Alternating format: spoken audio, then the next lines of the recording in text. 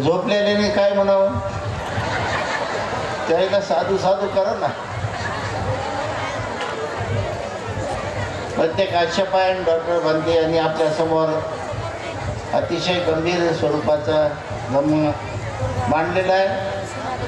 आमचे भंतेजी वेगवेगळ्या विषयामध्ये पारंगत आहेत. वेळेच्या अभावी आपल्याला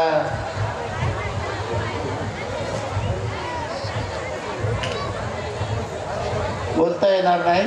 यानंतर द ग्रेट हॅपीनेस जे यूट्यूब चॅनल आहे त्याचे भंते करुणानंद महातेरो हे छत्रपती संभाजीनगरला असतात आणि ते चॅनल चालवतात. बरेच उपासक त्याला पाहणारे आहेत.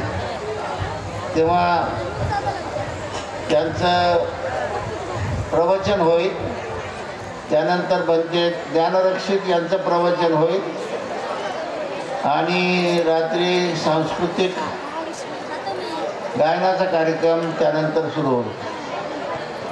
तेव्हा आजूबाजूला जी मंडळी उभी आहे ती खाली बसा.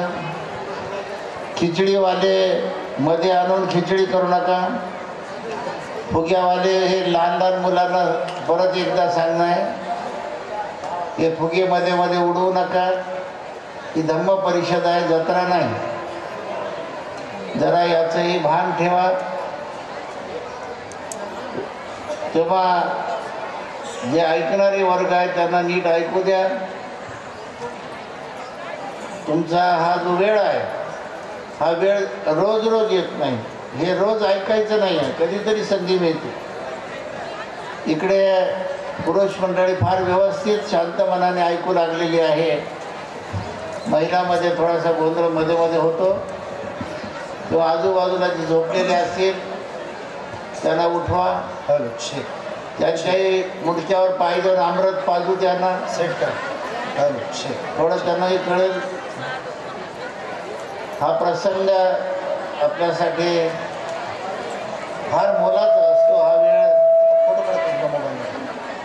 रोज रोज धम्म परिषद आपण घेत नाही. तेव्हा भंते करुणानंद यांना सूचना आहे की त्यांनी आपली देशना सुरुवात करावी.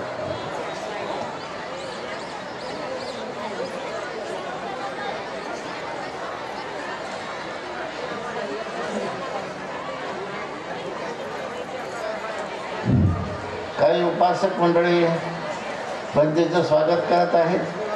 किशनराव बर्वे गंगापूर, टुपे बेंडाळा उपासक भंतेचं स्वागत करतील. पठाणेबाई वैजापूर, गौतम मेंगडे, गौतम सोनुरे, शामरावजी जोगदन, प्रकाश कांबळे बरबडीकर, विजयकुमार जोंधळे, ताडकळचे ग्रामपंचायत सदस्य मगरे, ही सर्व मंडळी भिक्खू संघाचं येऊन स्वागत करतील. जे मी आता सांगितलं की बेंडाळा गंगापूर तालुक्यातील तुपे आहेत, त्यांची स्वतःची 4 एकर मालकी जमीन आहे. मी जाऊन पाहून आलेलो आहे.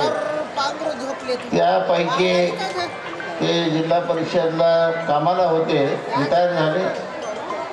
ते अर्धा एकर जमीन आपल्या विहारासाठी दान करत आहेत.